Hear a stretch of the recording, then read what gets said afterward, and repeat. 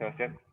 Bueno, buenas tardes a todas y todos. Bienvenidos al coloquio de Física PUC del día de hoy. En esta ocasión, el profesor Luciano Stucchi presentará la charla titulada como Navegar por los aires, un análisis físico del estudio sobre el vuelo realizado por Santiago de Cárdenas en el siglo XVIII. Luciano es profesor asociado del Departamento Académico de Ingeniería en la Universidad del Pacífico y actualmente desempeña las funciones de vicedecano de Ingeniería Empresarial. Él estudió su pregrado y maestría en física en la PUC. Luego estudió una maestría y doctorado en física de los sistemas complejos en la Universidad Politécnica de Madrid. Sin más espera, agradezco a Luciano por estar presente y puedes comenzar con el coloquio. Muchas gracias, Sebastián, y gracias a todas y a todos por asistir. Lo que les voy a contar ahora es justamente el trabajo que realizamos mi hermano Marcelo y yo alrededor del estudio que hizo Santiago de Cárdenas en el siglo XVIII. ¿Por qué es interesante esto? Porque Santiago de Cárdenas fue un peruano que realizó un estudio sin precedentes, no solamente en el Perú, sino creo que en toda América. A partir de haber haber observado y haber estudiado el vuelo de las aves, específicamente de los cóndores y de los gallinazos, y haber diseñado un sistema para volar. Un sistema que hasta donde hemos podido ver ha sido relativamente equivalente al modelo y al sistema que utilizó Otto Lilienthal casi 150 años después, ¿no? Todo esto nos hace pensar que Santiago de Cárdenas pudo haber efectivamente adelantado el vuelo humano en más de un siglo, ¿no? De haber tenido éxito, digamos, en su propósito, ¿no? Santiago de Cárdenas ha sido un personaje hasta cierto punto anecdótico en la historia del Perú, justamente por el desconocimiento que ha habido del trabajo científico que realizó.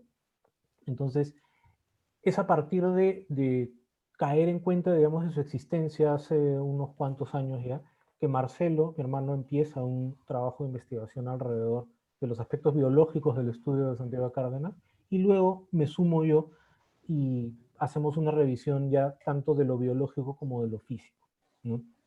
Este trabajo lo concretamos el año pasado y salió como una publicación, como un libro, justamente hace exactamente un año, ¿no? El 29 de octubre del 2019. Ese libro se publicó en la Universidad del Pacífico, ¿no? Y una de los detalles, digamos, que incluimos en el libro son los dibujos que realizó Marco Carpio, que ahora voy a explicar el tema de los dibujos. Que Marco Carpio es un artista especializado justamente en dibujo naturalista que hizo esta magia, digamos, de convertir las reconstrucciones de los dibujos de Cárdenas en los dibujos que están ahora en el libro, ¿no? Voy a entrar en detalle en esto en un momento. ¿Por qué es importante entonces la historia de Santiago de Cárdenas?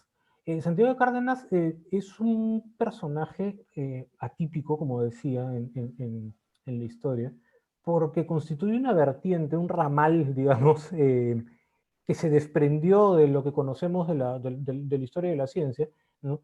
Y que tuvo una evolución paralela a la ciencia de Occidente, a la física de Occidente, ¿no?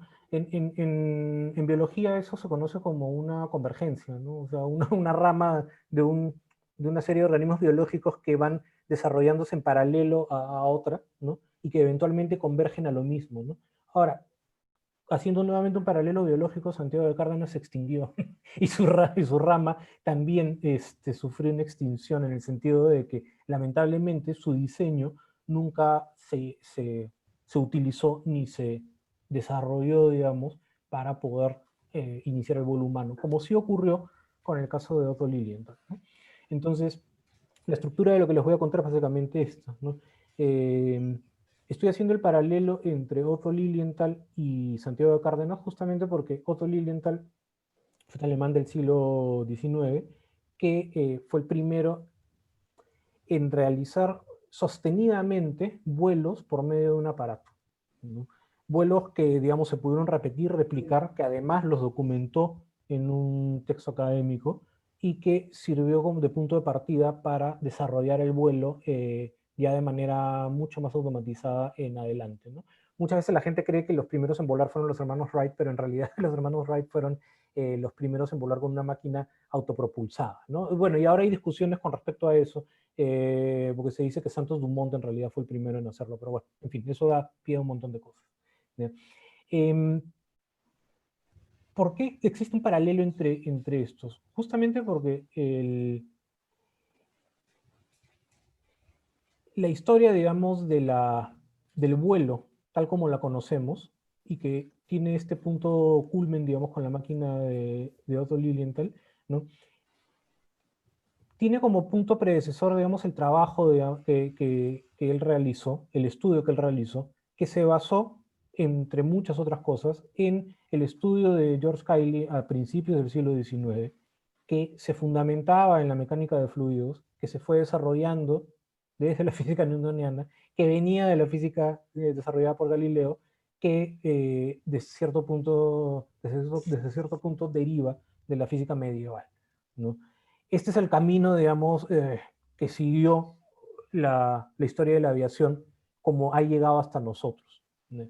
Cárdenas se desprende de esa rama porque él genera un sistema físico, que lo voy a contar ahora más adelante, que no llega a ser newtoniano. En realidad, él basa sus conocimientos en la física medieval con una mezcla de principios galileanos y forma un híbrido medio extraño que a pesar si lo comparamos con la mecánica clásica, es erróneo, a pesar de eso funciona, ¿no? Entonces, a partir de esta teoría que él llamó el movimiento proyecto, ¿no? Basada en el rodezno de las alas de las aves, ideó una manera en la cual se podía volar, que es este texto que elabora a mediados del siglo XVIII, el nuevo sistema de navegar por los aires. Sus estudios se basaron en el cóndor, de una manera paralela a cómo los estudios de Otto Lilienthal se basaron en el vuelo de las cigüeñas, y también indirectamente en el cóndor, ¿no? La única, digamos, diferencia es que la máquina de Cárdenas, hasta donde sabemos, no se construyó, y el diseño como tal no lo tenemos, se ha perdido, ¿no? Sin embargo, los principios físicos del vuelo de ese aparato sí están ahí escritos, y eso es lo que vamos a discutir ahora, ¿no? Para ponernos un poco en contexto de la historia de este personaje, porque no es un personaje muy conocido en realidad en la historia del Perú. Santiago de Cárdenas nace a principios del siglo XVIII, no sabemos en qué año, si el 26 o el 27, en el Callao.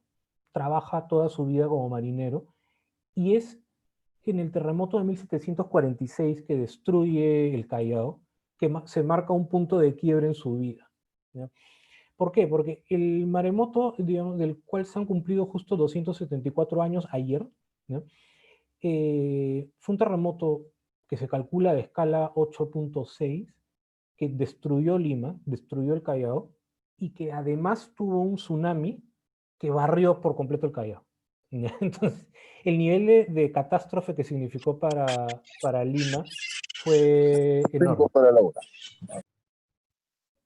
Eh, ¿Y por qué es importante este punto? Porque Cárdenas era un marinero que trabajaba en un barco que se destruyó en ese momento, y fue uno de los poquísimos sobrevivientes que hubo. De las 5.000, 6.000 personas que vivían en el Callao, solo sobrevivieron 200. Y de esas 200, una de ellas fue Santiago de Cárdenas. Al momento de quedarse sin trabajo, sin nada, se tuvo que mudar a Lima. Y en Lima, como era una persona muy ingeniosa, se estableció como sombrerero y como artesano. Y ahí conoce a los cóndores y a los gallinazos. Él siempre estuvo muy interesado en el vuelo de las aves, las observaba cuando trabajaba como marinero, y veía cómo las aves volaban, por ejemplo, y tenían movimiento relativo respecto al barco, se movían a veces a mayor velocidad, a menos velocidad, y eso le gustó mucho siempre. Cuando llega a Lima y observa a los cóndores, que en esa época bajaban hasta la ciudad, y a los gallinazos, empieza a estudiarlos. Pasan algunos años hasta que, en un momento que él describe como una suerte de epifanía, deduce el sistema de vuelo de los cóndores y cómo los cóndores hacen para volar de manera sostenida. En un momento voy a explicar el tema del vuelo sostenido con respecto al vuelo por aleteos, pero básicamente lo que Cárdenas deduce es que volar por medio de aleteos sería imposible para las personas. Sin embargo, volar por medio de la sustentación, como hacen los gallinazos y los cóndores, es decir, con las alas extendidas y sin mayor esfuerzo, sí sería un mecanismo replicable por los humanos. Entonces, se pasa más o menos una década estudiando a los cóndores, observándolos, yendo a las lomas de Amancaes, donde él se dibujó. Este es un dibujo suyo de él observando a los cóndores. Eh, para capturarlos, por ejemplo, se calateaba en la loma de Amancaes y tiraba comida, carne cruda, para que los cóndores no olieran la ropa, el sudor, el olor de la gente, ¿no? Y se acercaran por la comida y cuando estaban cerca los agarraban, ¿no? Él describe todo eso y lo ilustró, digamos, con estos dibujos, ¿no? En, Cuando culmina, digamos, hasta cierto punto su trabajo, escribe un memorial al virrey, ¿no? Y le propone construir una máquina.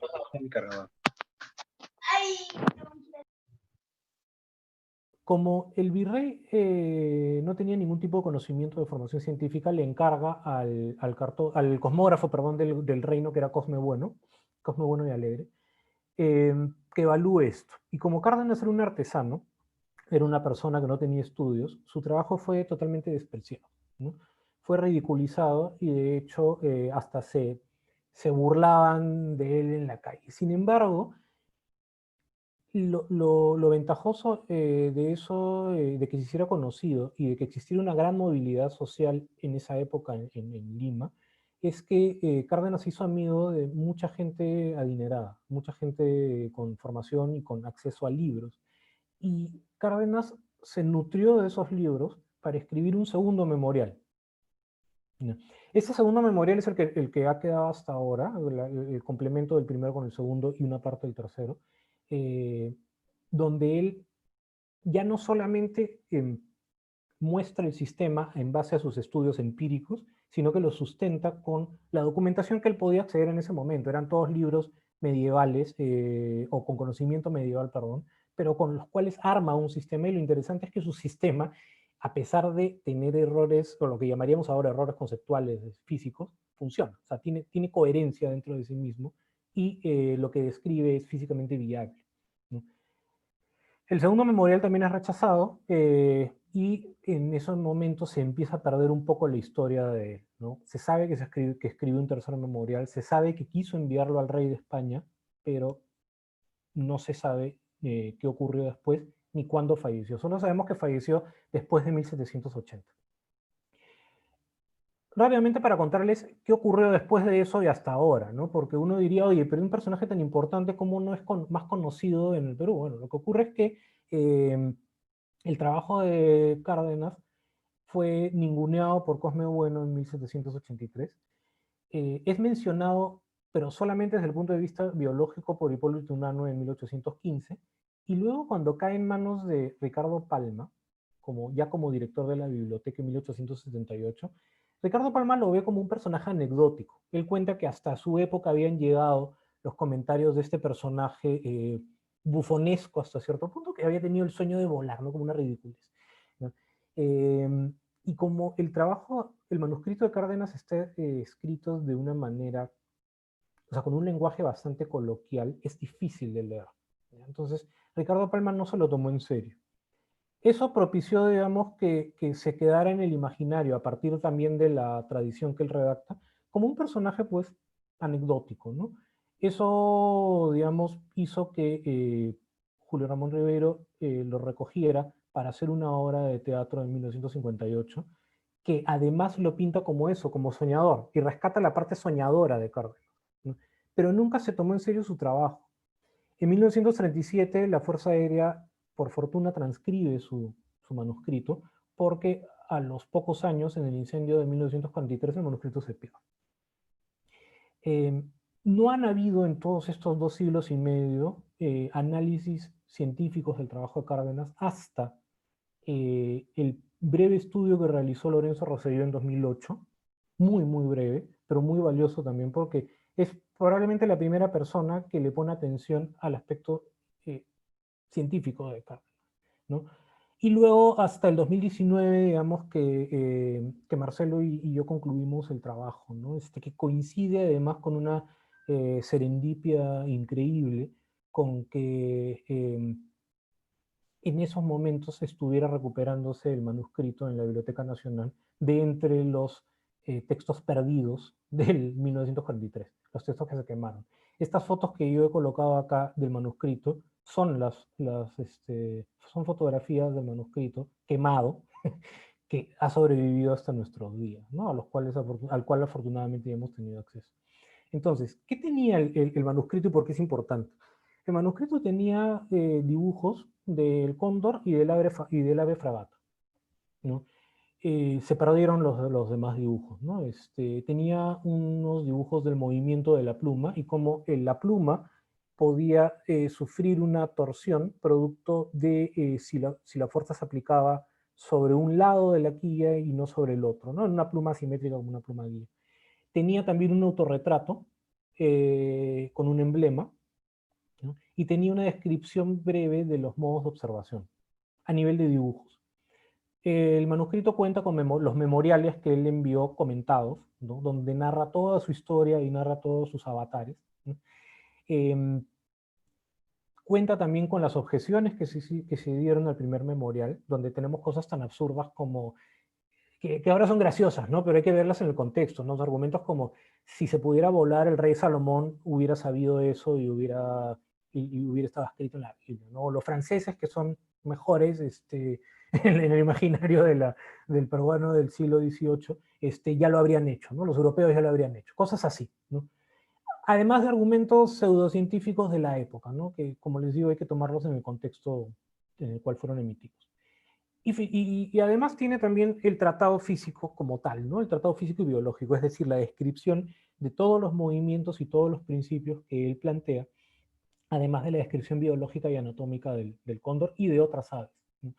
Lo alucinante del trabajo de Cárdenas es que sin tener la intención, ¿no?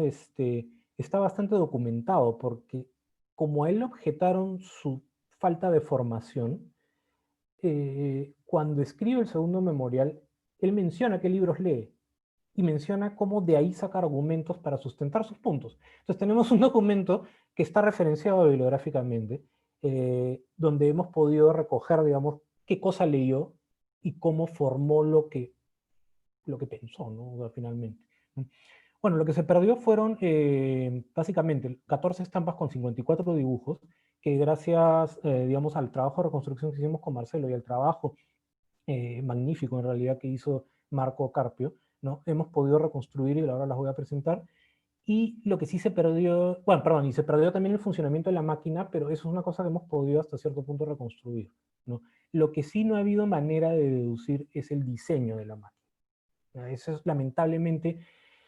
Voy a mencionar algunos detalles de la máquina más adelante, por los cuales suponemos que la máquina habría funcionado, pero si me preguntasen qué forma tenía el aparato, no hay manera de saberlo, ¿no? Salvo cosas muy, muy generales. Acá les voy a mostrar unas cuantas reconstrucciones que hemos hecho, que tienen un estilo muy parecido al de Cárdenas, justamente por el trabajo que realizó Marco Carpio de aprender y aprehender el estilo que tenía Santiago de Cárdenas para poder trazar las reconstrucciones que Marcelo y yo habíamos realizado, ¿no? Esto, por ejemplo, es un diagrama del cuadrado, que es el nombre que le da Cárdenas a la superficie del ala. Esto es un dibujo de los flujos de convección del aire que él llama térmicas, donde señala el vuelo de las golondrinas y cómo el vuelo de las golondrinas desafía muchas de las ideas con respecto al vuelo, porque golondrinas vuelan pues como les da la gana, ¿no? Acá hay un dibujo de un gallinazo donde él menciona la inclinación que suele tener la cabeza con respecto al vuelo horizontal, unos cuantos esquemas del esqueleto, ¿no? Con toda la identificación de los huesos, las membranas y las plumas que le hacen. Tenemos aquí la descripción de la cola, de cómo está formada, la cantidad de plumas que tiene. Esto es una estampa que nos costó muchísimo reconstruir porque habla del reilete, que es este juguetito que tiene una suerte paletas, ¿no? Que parece que los niños en la época lo usaban, ¿no? Le cogían su palito con aletas y corrían de un lado para otro y la gracia esa se movía, ¿no? Esto es una descripción también de cómo está formado el penacho en la axila perdóname que no use los nombres biológicos, Marcelo me va a matar si me escucha, pero el, lo digo con el nombre más, más cercano, digamos, al cuerpo humano, ¿no? La forma que tienen las plumas en la axila del cóndor. Esta es una reconstrucción de cómo los flujos de aire se mueven de manera paralela, digamos, al vuelo del cóndor y cómo se van chocando con las superficies a las que él se va enfrentando y cómo, dependiendo de la ubicación de la cola, puede tenerse un freno o no si es que ésta se enfrenta contra las superficies del ala, ¿no? Este es un esquema del esqueleto también del cóndor, y esto es un diagrama que muestra el proceso del vuelo del cóndor cuando alza vuelo desde el piso. Entonces, antes de continuar, quisiera saber si es que hasta aquí hay alguna pregunta. Mauricio o Sebastián, perdón, no sé si es que esto podría ser un buen momento para parar y para resolver cualquier duda sobre la historia y de ahí entrar de lleno a la parte física. Yo tengo una pregunta. ¿Sebastián? Quería invitar al resto a escribir por el chat o activar sus micrófonos. Comienzo yo, que tengo una pregunta que me entró la curiosidad. Esto ocurre en el siglo XVIII, ¿verdad? Así es. Y estaba buscando, y aparentemente en San Marcos la Facultad de Ciencias Naturales no existió hasta mediados del siglo XIX. Entonces, de Cárdenas no tuvo educación formal, pero probablemente no hubiera podido tener educación formal. Pero hay una gran diferencia entre tener algo de educación y no tener nada de educación, ¿no? En el sentido de que, de todas maneras, sí había una educación universitaria desde hacía ya bastante tiempo en medicina, en física, en matemáticas, y con conocimientos en los que él podría haber formulado esto de una manera mucho más estructurada, ¿no? O sea, Entiendo. él arma de cero todo. Entonces, le da nombres, por ejemplo, a los ángulos que se inventa. Le da nombre a los huesos que se inventa. Le da deduce cómo dividir a partir de la idea de multiplicar porque lo aprendió en un libro de contabilidad. Entonces, o sea, es un esfuerzo alucinante por ese lado. Si hubiera tenido una formación estructurada, por más de que no hubiera sido biológica en el sentido moderno, probablemente el nivel de formalidad del trabajo y el nivel de alcance que habría tenido el trabajo hubiera sido enorme, ¿no? Cuando dices eso, me recuerda un poco a Richard Feynman, que aprendió a integrar y a derivar por sí mismo y inventó sus propios símbolos y de ahí se dio cuenta que ya existían. Pero bueno, en fin. Sí, gracias.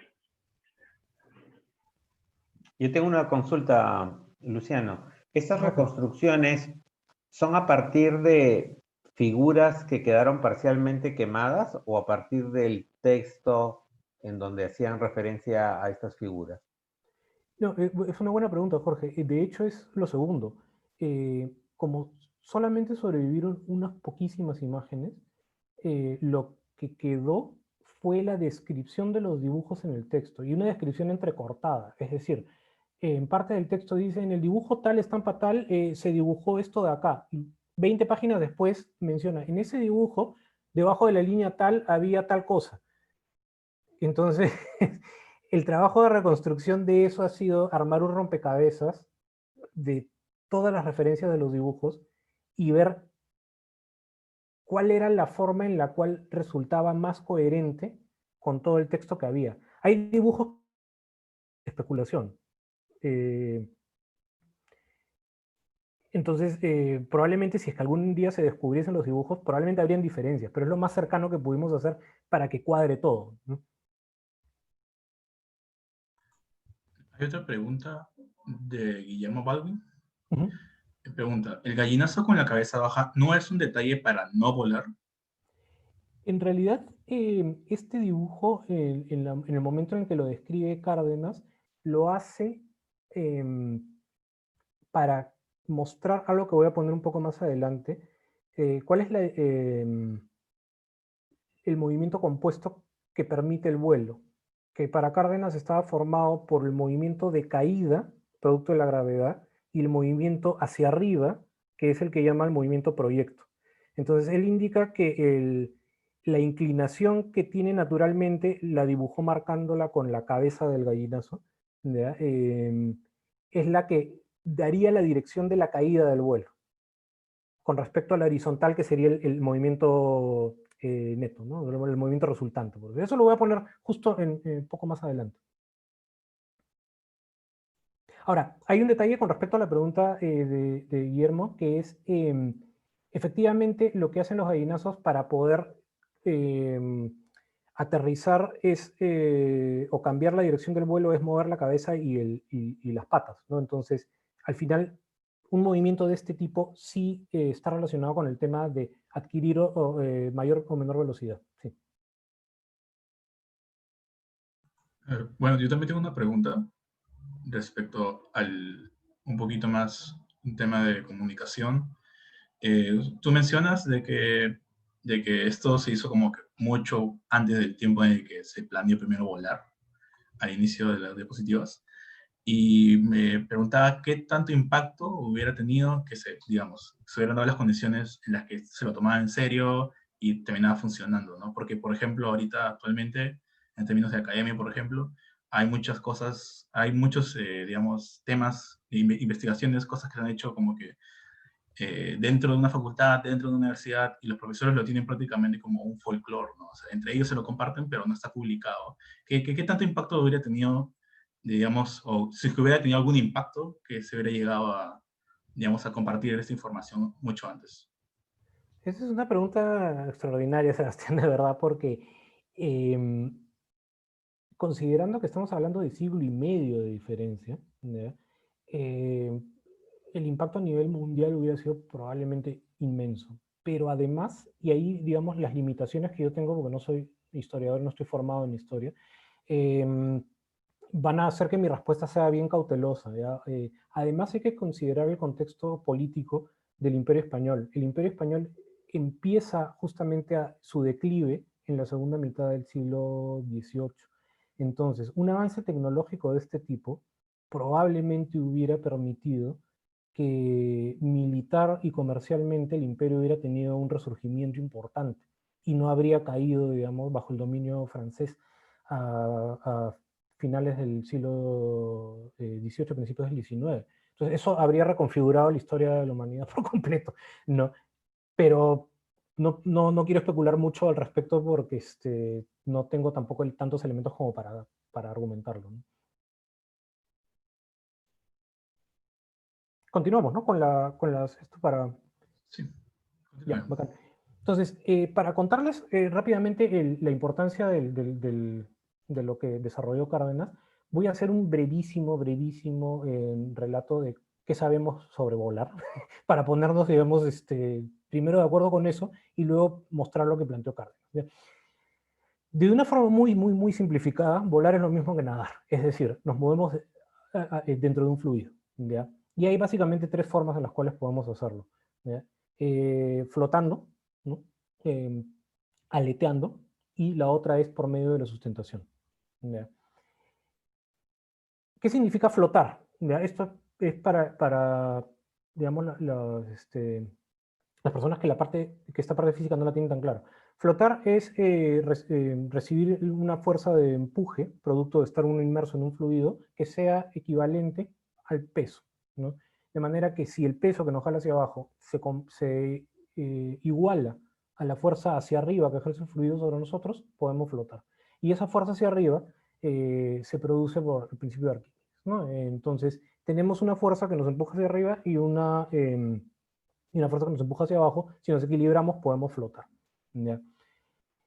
Con esto en la cabeza, pensemos que para volar de la manera como vuelan los aviones, para volar de la manera como vuelan los cóndores y las aves que extienden sus alas, hay que utilizar un mecanismo diferente, porque esos animales efectivamente no flotan, ¿ya?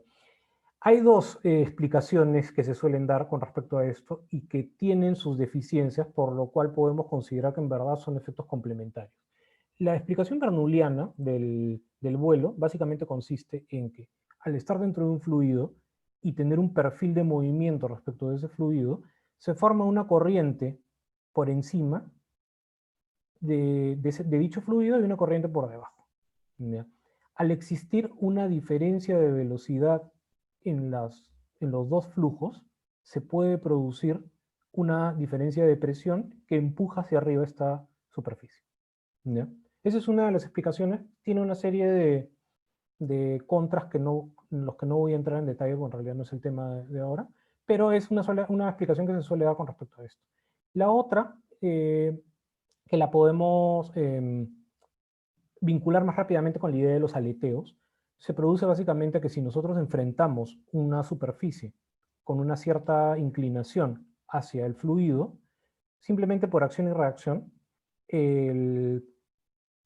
esta superficie va a recibir una fuerza hacia arriba. ¿Ya? Esto implica obviamente que hay algo que la empuje, ¿no? Y eso es parte, digamos, de lo que pensó Cárdenas. ¿Ya? Una cosa adicional con respecto al vuelo, ¿ya? Porque cuando nosotros pensamos en el vuelo de las aves, en el vuelo de los gallinazos, que los tenemos aquí a nuestro alrededor todo el tiempo, siempre vemos a los gallinazos haciendo esto, ¿no? Moviéndose, digamos, en formas semicirculares alrededor de nosotros. Y eso se produce básicamente por los flujos de convección, es decir, el aire que en contacto con el suelo se calienta, adquiere una densidad menor, digamos, que el aire que está a su alrededor y sube. Al subir forma una suerte de columna, podemos verlo así, de aire ascendente, que con los vientos puede tener, digamos, ciertas inclinaciones, ¿no? Y puede formar estos movimientos de aire semicirculares en forma de tornillo, como lo diría Cárdenas, hacia arriba. ¿Ya? Cuando una ave se enfrenta, digamos, a una región de este tipo de aire, ¿ya? Puede hacer básicamente dos cosas. O va en línea perfectamente perpendicular a la circunferencia, por lo tanto, siente esta caída en la zona de menor densidad y luego sale de ahí, o entra con una cierta inclinación y la columna de aire la bota. ¿Ya? Como el aire en ese momento está ascendiendo, hay un movimiento de empuje hacia arriba y hacia el costado, que el ave la puede compensar si es que recoge el ala de ese lado, de manera que adquiere el movimiento de subida y se mantiene dentro de la térmica ascendente. ¿Ya? Con esa base, vamos a ver qué es lo que planteó Cárdenas. ¿Ya? El logro de Cárdenas, y acá vienen las reconstrucciones que dibujó Marco Carpio y que nosotros planteamos y digamos que recogen el trabajo que él hizo, ¿ya? Planteó que existían dos tipos de movimiento que daban el movimiento horizontal de vuelo. Esos dos movimientos eran el movimiento de caída, o sea, el hecho de que por gravedad las cosas se caigan, ¿ya? Y el movimiento proyecto, que era un movimiento que iba en diagonal hacia arriba, ¿ya? Lo que Cárdenas pensó era, y en ese punto de vista podríamos considerarlo semi-aristotélico, es que para que exista movimiento tiene que haber un motor que te empuje. ¿Ya? A pesar de que él se da cuenta de que el aire te genera un impulso en el sentido contrario, ¿ya? Pero él tenía esta idea de que el movimiento para existir tiene que tener un motor, ¿ya? Entonces, ese motor lo provocaba el flujo del aire a través de las alas. ¿Ya? Las alas en los extremos tienen una estructura más o menos de este tipo, como estoy haciéndolo con mi mano, ¿ya? Como una suerte de engranaje, ¿ya? Que está formado por las plumas guías que las aves pueden extenderlas o contraerlas. ¿Ya? Cuando las extienden, lo que hace el aire es pasa a través de esas plumas guía y forma una suerte de torque sobre el bicho que lo empuja no solamente hacia adelante, sino hacia arriba también. Y ese movimiento hacia arriba está aumentado también por el empuje, perdón, la fuerza que genera el aire cuando golpea la superficie de las alas. ¿Ya? Entonces, eso tal cual lo describe es lo que se ha dibujado aquí. Tenemos las líneas de aire que pasan a través de las guías y que generan estos movimientos, o sea, estos torques sobre el ave, empujándola hacia adelante, ¿ya? y hasta cierto punto hacia arriba, producto del aire que sale por debajo de las plumas. ¿Ya? El origen del movimiento proyecto entonces tiene ese punto, ¿no? Y acá hay un par de dibujos más sobre esto. Entonces, él lo que plantea es, las columnas de aire, que las plantea acá, empujan, por la elasticidad que tiene el aire, la superficie en la parte que tenga mayor cantidad, digamos, de extensión, ¿ya? Y lo que va a ocurrir es que el ala está formada por los huesos que forman una suerte de valla por delante, ¿no? La superficie, que es la que recibe el aire, y la parte del extremo inferior, que es la que permite que el aire salga. Entonces, eso genera una fuerza sobre este punto, sobre todos estos puntos, y por lo tanto provoca un torque, ¿no? Entonces, al provocar un torque, el ala, si la vemos acá, lo que hace es esto, ¿no? Entonces, ese empuje hacia arriba, ¿no? Se compensa con la caída del bicho hacia abajo y tenemos un movimiento horizontal. Esa es básicamente la lógica que está detrás, ¿no? Ahora, como lo mencionaba a partir de la pregunta de Mauricio, ¿no? O sea, Cárdenas utiliza el término fuerza, utiliza el término palanca, utiliza el término velocidad, pero por ejemplo no distingue entre velocidad y aceleración. Y eso provoca, digamos, que su texto sea bastante complicado de entender. Evidentemente no tiene la idea de lo que es un torque, pero sí lo que es una palanca. Entonces arma toda esta idea a partir de eso, ¿no? Acá les muestro un detalle del rodez, ¿no? Es decir, de las plumas guía de los extremos, tal como él las describe, donde se puede más o menos entender la idea del engranaje, ¿no? Tenemos las superficies que son las paletas y los espacios que cuando el ave extiende las guías permiten pasar el aire y por lo tanto permitir una suerte de giro hacia un costado, ¿no? O sea, un giro hacia adelante, como lo había mencionado, ¿ya?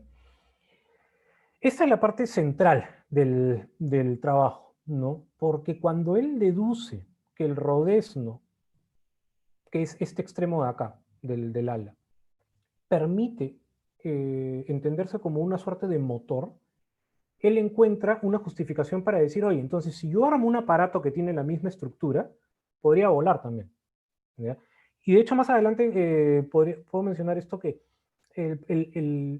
los primeros diseños de Lilienthal tenían superficies planas, pero es cuando él decide colocarles las guías en los extremos que el aparato efectivamente puede volar, ¿no? Igual el hombre se mató en uno de los vuelos, pero el punto es que el vuelo con las aletas estas, digamos, en los extremos, es lo que permite justamente que exista el movimiento hacia arriba, producto del choque, digamos, perdón, del paso del aire a través de ellos, ¿no? Menciono unas cosas adicionales sobre esto, ¿no? Cárdenas describe también el equilibrio de torques que existe entre las diferentes posturas que puede tener el ave, ¿no? Hay un equilibrio longitudinal, ¿no?, que se da a partir de la simetría que tiene el animal, ¿no? Y hay un equilibrio transversal, perdón, el equilibrio transversal es el producto de la simetría que estamos viendo en esta imagen que muestro, y el equilibrio longitudinal, que es el que permite que el ave gire.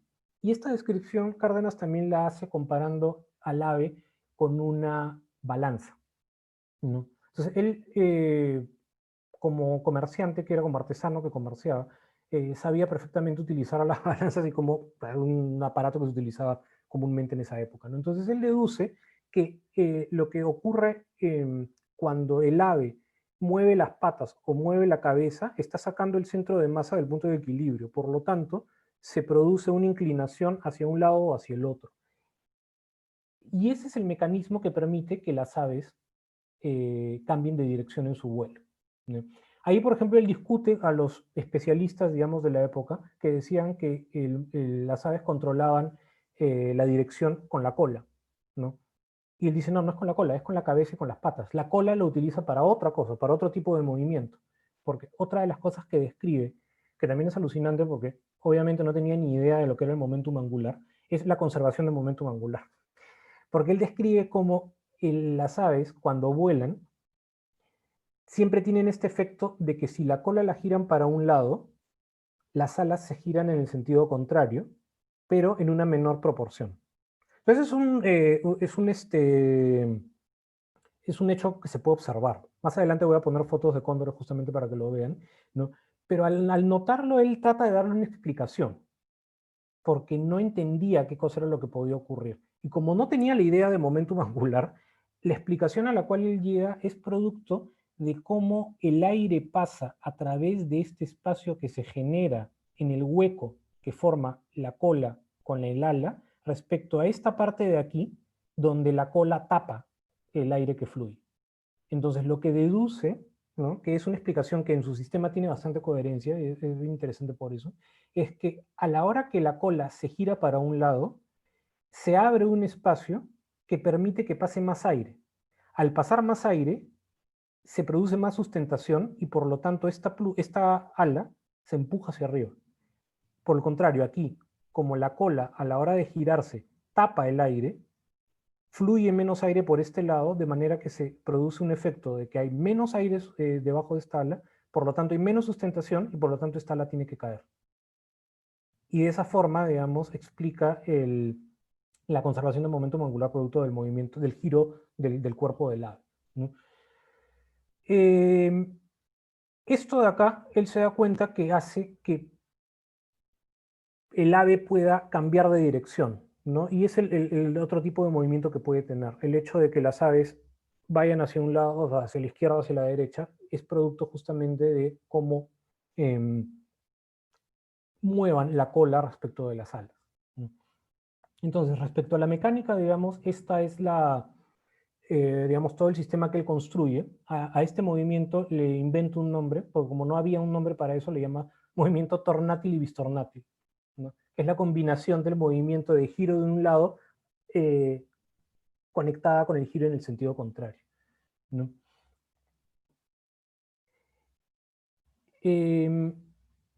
Otra de las cosas que investiga Cárdenas es el movimiento de los fluidos, ¿no?, la dinámica de los fluidos.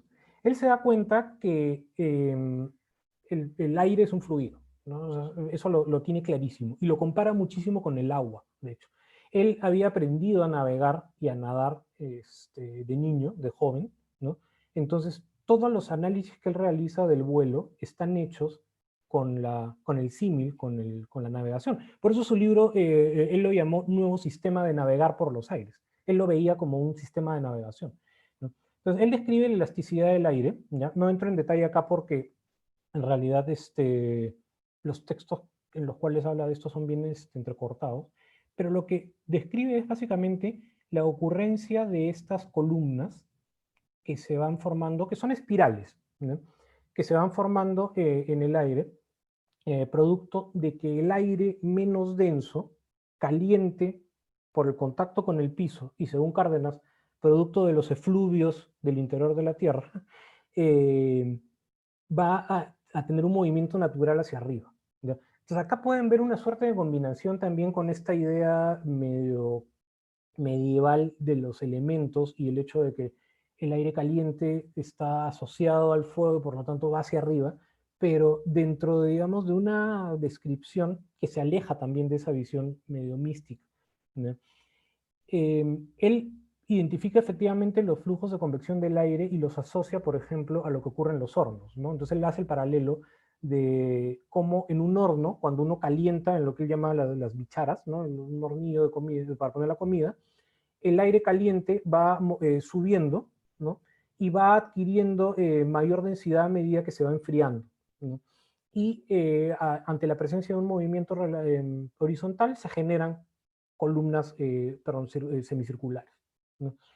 Es probable que él haya probado algún tipo de movimiento sobre eso porque él comenta como las columnas de aire, cuando no hay viento, no permiten el ascenso, ¿no?, y se forman columnas que son más o menos estáticas que obligan a las aves, a los gallinazos sobre todo, a aletear, ¿no? Mientras que cuando hay viento, estas columnas se desplazan, como está puesto aquí, y eso permite que las aves vayan saltando como que de columna a columna, que es lo que uno puede observar ahora en el cielo de Lima cuando está despejado. Él hace una mención brevísima al sonido, ¿ya?, pero esto sí es un comentario casi anecdótico porque él vincula el sonido con el movimiento del aire, ¿no? Él se da cuenta que el aire, cuando pasa a través del rodezno, genera un ruido. Y ese ruido es típico de la apertura, digamos, de las plumas guía, ¿no? Entonces, hace esa vinculación, pero no la desarrolla más, lamentablemente, ¿no? Vamos a pasar ahora a al tema del vuelo, que es lo que describió Santiago de Cárdenas. El vuelo, como se clasifica ahora, básicamente se divide en 3 tipos de movimiento. El movimiento en el eje transversal, ¿ya? O sea, el hecho de que un bicho haga esto. Voy a hacerlo con un juguetito, ya para que se entienda. Voy a utilizar esto. No sé si se puede ver también la cámara. ¿Ya? Tenemos el movimiento, transversal, que es este, ¿ya? O sea, es este movimiento de acá. Tenemos el movimiento longitudinal, que es este movimiento de aquí, ¿ya? Y tenemos el movimiento en el eje vertical, que es este de acá, ¿ya? Es este. Este es el vertical, este es el longitudinal, y este es el transversal, ¿ya? Entonces, él asocia el movimiento, perdón, esa es la clasificación que tenemos ahora. Y acá, las fotos están hechas justamente con fotos de cóndores que tomó Judith Figueroa en el Colca y en, bueno, varios lugares del país. Él clasifica los movimientos de la siguiente manera. Él pone los movimientos principales como aleteos, que para él son los movimientos, digamos, menos dignos de las aves, ¿no? El movimiento de organización, ahora lo explico, de desplanación y encentrado, de impotencia, el de remisión, que es justamente el movimiento en el eje transversal, es decir, mover la cabeza y mover las patas para caer o levantarse, y el movimiento de la cola, que es el movimiento que permite, digamos, hacer o sea, cambiar de dirección, ¿no? Mientras que los primeros, organización, desplanación e impotencia, son los que permiten, digamos, el movimiento en el otro eje, ¿no? Además, habla de los movimientos particulares, que son modificaciones de los principales, la impotencia grave, la desplanación recta, etc., ¿no? Y habla del movimiento proyecto, que es el movimiento propio. O sea, es el movimiento propio que tienen las aves por la estructura que tienen, ¿no? Las desplanaciones, ¿qué son? Las desplanaciones son un término que él se inventa, ¿ya? Son los movimientos en los cuales el ave lo que hace es orienta el perfil que puede tener lo más plano posible frente al aire para reducir la resistencia del aire producto del choque con la superficie. Es decir, cuanto más plano sea el perfil, mejor. Y él lo llama desplanación porque justamente él habla de un plano que suele estar de esta manera, que se desplana y se vuelve una línea, ¿ya? Esto hace, por ejemplo, que el perfil, al estar como está acá en la figura 4, permita que más aire pase y menos se choque, y por lo tanto menos resistencia tenga el ave. El movimiento, acá hay una foto del cóndor realizando exactamente ese proceso, ¿ya? El movimiento contrario es el encentrado, es cuando el ave se coloca nuevamente en la posición más natural, digamos, que implica tener una parte de la superficie enfrentándose al aire, ¿ya? Que es lo que está haciendo el cóndor aquí, ¿ya? Esos serían, digamos, 2 de los movimientos que él describe. Adicionalmente describe el movimiento de organización, que es uno de los movimientos que más nos costó entender, hasta que nos dimos cuenta que el término organización no viene de organizar, sino viene del órgano, de la palabra órgano, del órgano del piano. Y él menciona que consiste en justamente mover las guías del rodezno como si uno estuviera tocando el piano, ¿ya? Entonces, estos movimientos que a veces, que acá obviamente es una foto, ¿no? No se ve el movimiento, pero estos movimientos que realiza el cóndor acá, ¿no? Que se ve que las guías las tiene divididas y que la van moviendo de esta manera, permite generar cambios en la velocidad con la que se va moviendo. Y es el movimiento que él describe de mayor elegancia que tiene el cóndor, ¿ya? El otro movimiento de impotencia es el movimiento de pique que tienen las aves, que básicamente consiste en plegar las alas, ¿no? Pliegas las alas, avanzas con una velocidad enorme de caída, ¿no? Él habla de dos tipos de impotencia, una media, digamos, la impotencia normal, y una más extrema cuando los cóndores juntaban, digamos, las alas de manera casi completa al cuerpo, ¿no?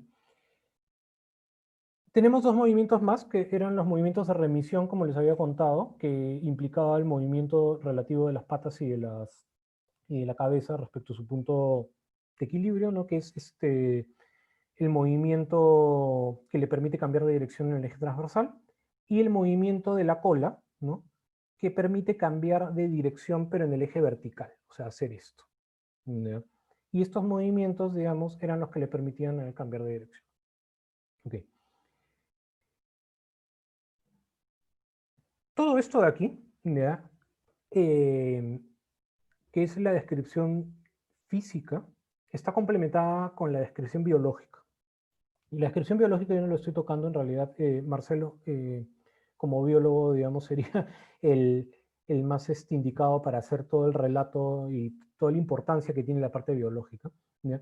Pero producto de las dos, digamos, es que Cárdenas llega a la descripción del aparato y del diseño del aparato. Y algo nos ha quedado de eso, del funcionamiento del aparato, que lo voy a contar ahora. ¿Ya? Lamentablemente ahí justamente viene la diapositiva más aburrida de todas, ¿no? Que es la que tiene puro texto, porque de esto no tenemos más detalle.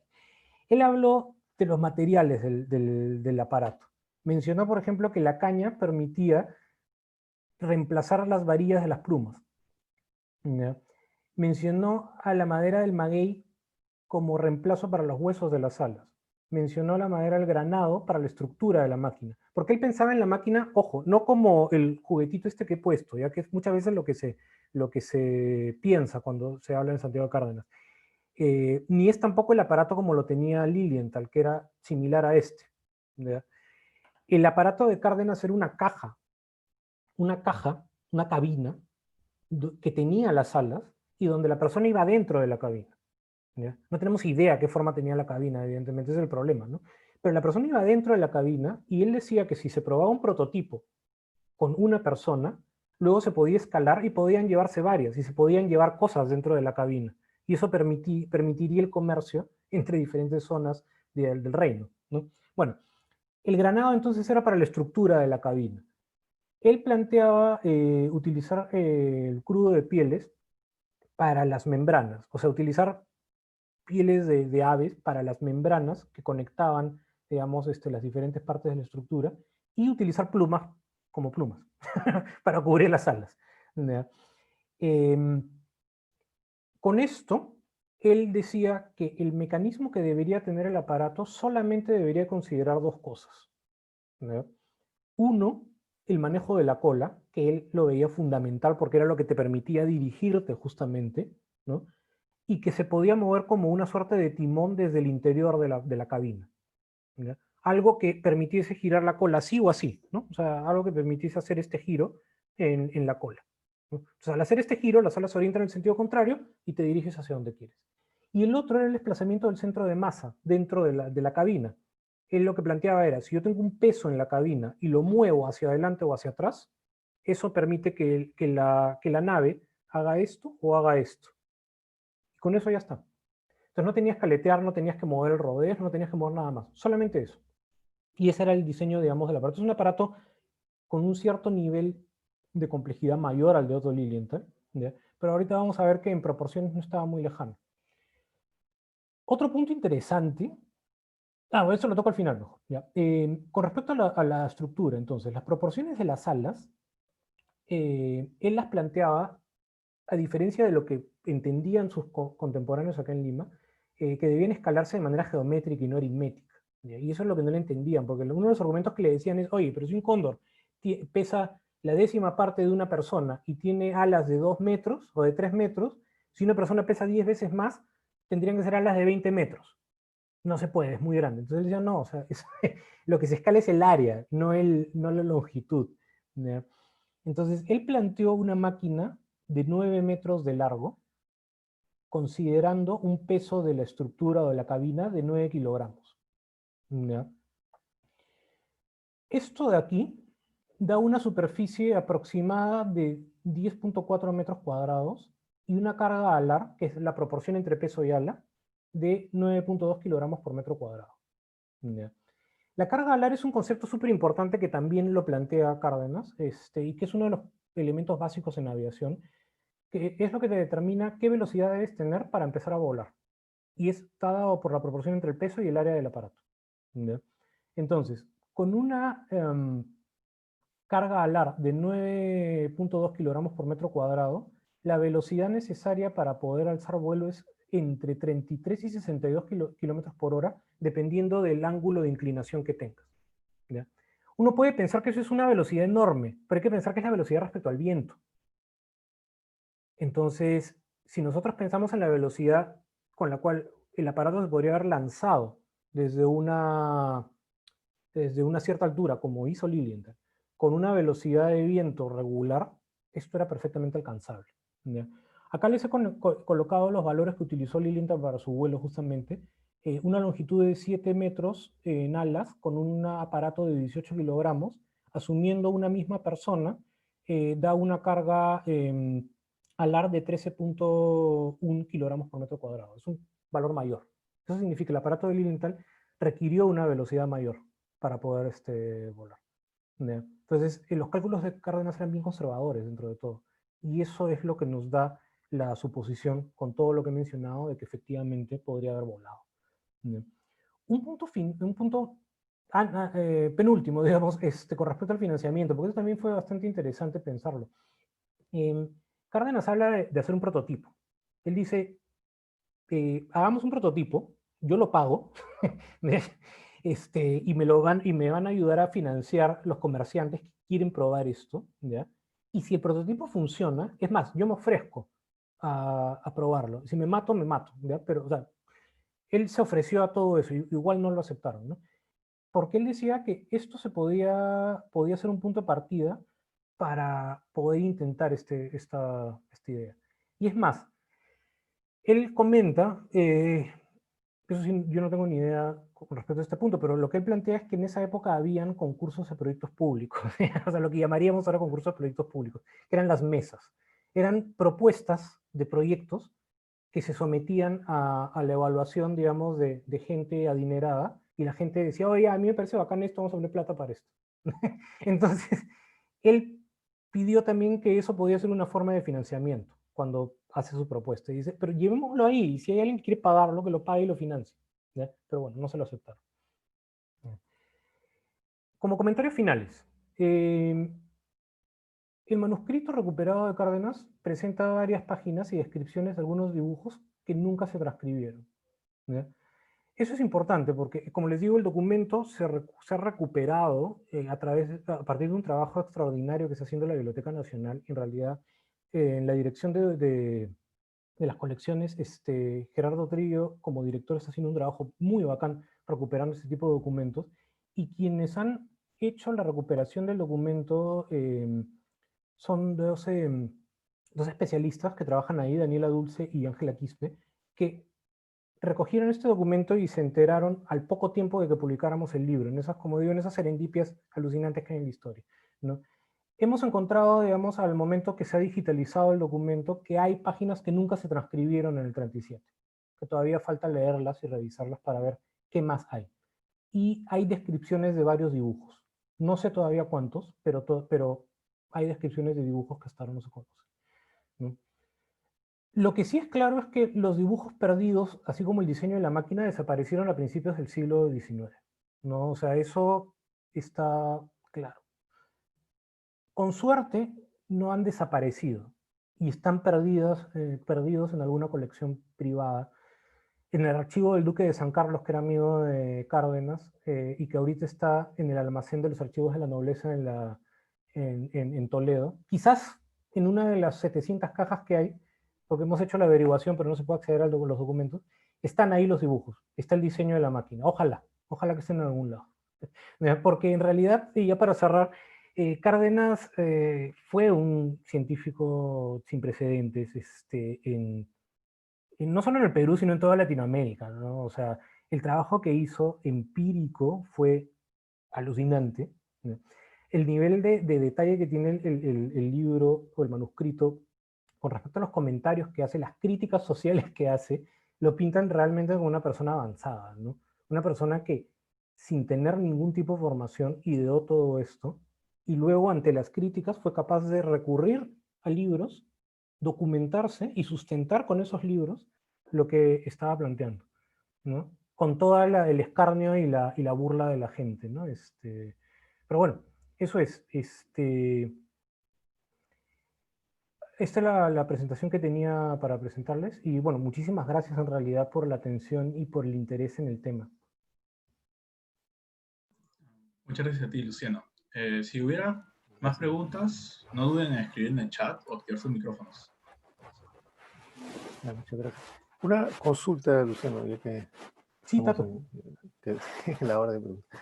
Está interesante, o sea, sobre todo porque hay una visión adicional de la física, ¿no? La física y la mecánica de los fluidos, normalmente las universidades, incluyendo las carreras de física, no se da como un curso, o sea, está incluido en algunos de los cursos de mecánica, pero así como curso de mecánica de fluidos, no está, no porque sea echada de menos, sino que es bien difícil, o sea, encontrar un profesional que realmente sepa de mecánica de fluidos, porque es una de las áreas más complicadas de la mecánica clásica, es difícil.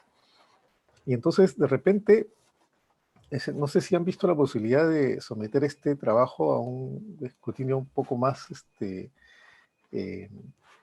físico, en el sentido de la dinámica que debería cumplir los dibujos que propone Carmen, ¿no? Es una consulta que quería hacer. Y la otra es un poquito más personal. ¿Por qué el interés justo por este personaje? O sea, por parte de ustedes dos. Sí, eso también es una cuestión muy... te respondo primero la última pregunta, Tato. Lo que pasa es que Marcelo, mi hermano, es biólogo y durante muchos años él ha estudiado las aves. Él ha estudiado las aves costeras y buscando, digamos, referencias a los estudios sobre las aves, ¿no? Encontró una referencia que él no tenía ni idea, digamos, de este personaje, sobre alguien, un peruano que había estudiado a los cóndores en el siglo XVIII, ¿no? Porque él, como parte, digamos, del trabajo que ha hecho durante muchos años, ha estado esta revisión bibliográfica de quiénes han estudiado a las aves peruanas y cómo. Entonces él llega a este personaje en el 2010, o sea, se da cuenta que existe, lo empieza a leer y hace un primer tratado sobre la parte biológica del manuscrito de Cárdenas, que lo publica en el 2012. Ahí es que yo me entero de esto, porque él me cuenta el trabajo que había hecho y le empiezo a dar una revisada, digamos, al libro, a la fotocopia vieja que teníamos, ¿sabes? Del libro, y empiezo a notar que habían un montón de conceptos que tenían sentido, digamos, dentro de lo que se decía ahí, ¿no? Entonces, es a partir de ahí que viene el interés de ambos de decir, oye, este personaje siempre ha sido ninguneado y como que ignorado porque se ha asumido que su trabajo era el trabajo de un alucinado, pues, ¿no? De una persona soñadora. Pero ¿y qué pasa si no? ¿Qué pasa si realmente fue alguien que hizo algo bacán? O sea, Marcelo ya se había dado cuenta que toda la parte biológica tenía mucho sentido. Entonces, lo otro que venía de la mano era decir, oye, ¿y la parte física? O sea, ¿qué pasa si realmente lo que hizo tuvo coherencia, ¿no? Y ahí es donde nos embarcamos en eso en el 2012, hasta que acabamos en el 2019, ¿no? O sea, es un trabajo de bastantes años en esto, ¿no? No, está bien interesante el trabajo. Sobre todo porque implicaba, no, gracias, Tato, sobre todo porque implicaba primero tratar de entender qué tenía en su cabeza, y eso implicó releer las referencias que él había planteado y rehacer los dibujos que no estaban y que teníamos descripciones entrecortadas en el texto, ¿no? Ahora, respecto a la primera pregunta con respecto a la dinámica de los fluidos, el mayor problema que hay con poner a prueba cualquier, digamos, diseño es que no tenemos la forma. O sea, y una de las cosas básicas siempre en dinámica de fluidos es justamente de que todo depende de la forma del objeto que coloques dentro del fluido, ¿no? Porque eso te introduce un montón de variables. Entonces, cambiar ligeramente la forma te puede cambiar por completo el movimiento del objeto, ¿no? Entonces, al no tener el diseño, no hay cómo probar las suposiciones que él planteó, porque solamente tenemos la idea de las variables, digamos, macro, ¿no? O sea, el tamaño de las alas, la longitud, el peso, pero no hay mucho más, ¿no? Por eso, digamos, el cálculo que nosotros, el único que pudimos hacer para sustentar esto con un poco más fue decir, la carga alar que él propone podría haber funcionado, mejor dicho, un aparato con la carga alar que él propone podría haber funcionado si adquiría cierta velocidad, que está en el rango que les he planteado, ¿no? Pero si efectivamente el aparato volaba o no, tendríamos que probarlo con la geometría del aparato. Ese es el problema. Gracias. No, gracias, Taco. Más bien. ¿Alguna pregunta más? Yo tengo una para Luciano. ¿Qué tan, de tu presentación, me imagino que la respuesta es positiva, pero qué tan cercana era la descripción de Cárdenas del vuelo de las aves a lo que sabemos que es ahora?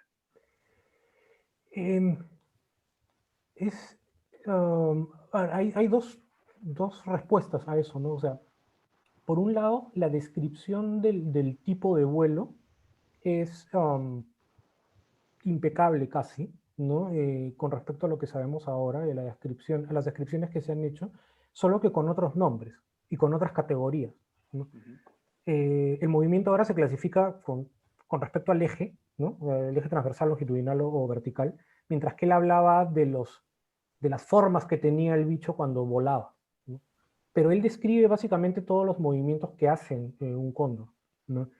Describe la anatomía del cóndor hasta donde he podido entender, como digo, esa parte es la especialidad de Marcelo, hasta donde he podido entender la anatomía, la describe con una precisión espectacular, porque él cuenta que anatomizó 60 y tantos cóndores. Entonces, ahí emulando un poco a Leonardo da Vinci, lo que hacía era capturaba los cóndores y luego los tenía en su casa, en su taller, y eventualmente los diseccionaba y abría y miraba los tendones, los huesos, las plumas, cómo se conectaban. Entonces, sí iba a tener un conocimiento bastante profundo de la biología del cóndor. Describió comportamientos que se conocen, y hay uno sí que es importante, que no lo he mencionado para nada, que es, él describe, y eso está en esta diapositiva de acá, él describe un tipo de cacería que solamente se ha documentado hasta el siglo XVIII de manera indirecta, que es el hecho de que el cóndor coge un ternerillo y se lo tira en la espalda y se lo lleva. Y luego lo avienta y lo descalabra para que se despedace y se lo come. Entonces, en el libro contamos, perdónenme, voy a cogerlo porque el nombre ya no me lo acuerdo, la carta de José Hurtado y Villafuerte de 1810, donde él relata que había criado cóndores y que sus hijos se trepaban en la espalda de los cóndores y volaban con los cóndores. Ahora, ¿cuánto de eso es ficticio y cuánto no? No lo sabemos, ¿no? ¿Cuánto en esa época los cóndores podían ser más grandes? No lo sabemos, ¿no?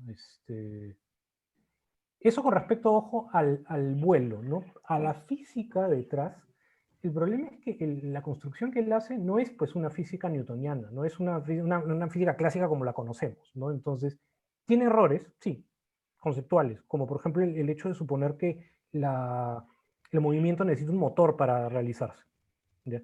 Ahora, si nosotros lo contrastamos con la idea de que efectivamente para volar necesitas algo que te empuje, porque si no te enfrentas contra el viento, pues eso es válido, ¿no?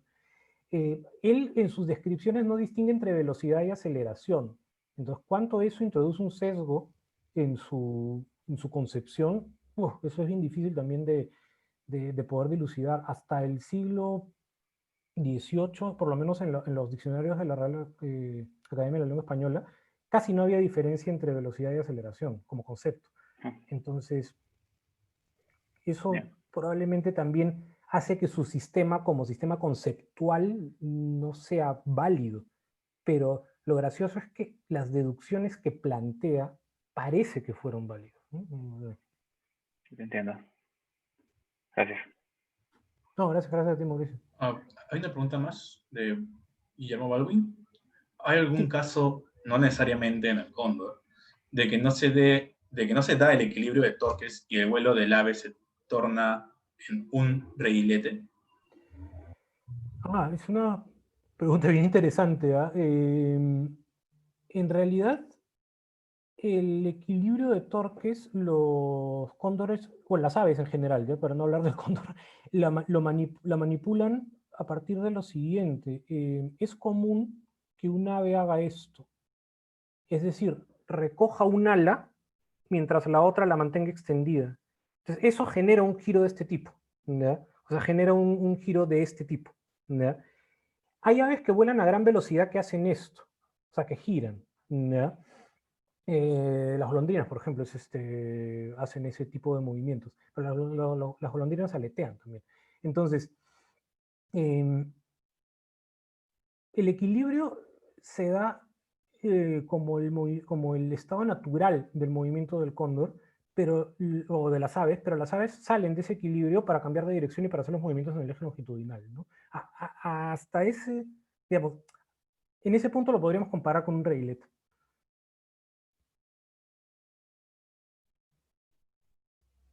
No sé si eso responde la pregunta, Sebastián. No, me parece que sí. Bueno, ¿hay alguna otra pregunta? ¿Alguna última pregunta? ¿Dónde puedo conseguir el libro? En SBS. Lo que pasa es que el fondo editorial de la Pacífico vende todos sus libros a través de SBS. Entonces, ahí lo estamos, o sea, está en venta, ¿no? Gracias por el pequeño cherry, Tato. Bueno, queríamos agradecerte, Luciano, por la ponencia de hoy. Estuvo muy interesante realmente, personaje increíble. Bueno, ya que no contamos con más preguntas, quería dar como finalizado el coloquio. Quería invitarlos a todos al siguiente coloquio que titula La revolución tecnológica empresarial de la computación cuántica, que se da por Enrique Solano. Bueno, quería agradecer a todos por su asistencia. Los invitamos a seguir el canal de YouTube de Coloquios de Física PUC, donde encontrarán los anteriores coloquios, las grabaciones, y la página de Facebook, Coloquios de Física PUC, donde encontrarán información completa sobre los coloquios a venir. Muchas gracias. Gracias, Luciano. Gracias a todos por estar aquí. Muchas gracias, muy amable. Excelente. Dale, sí. Conversamos. Hasta luego. Hasta luego.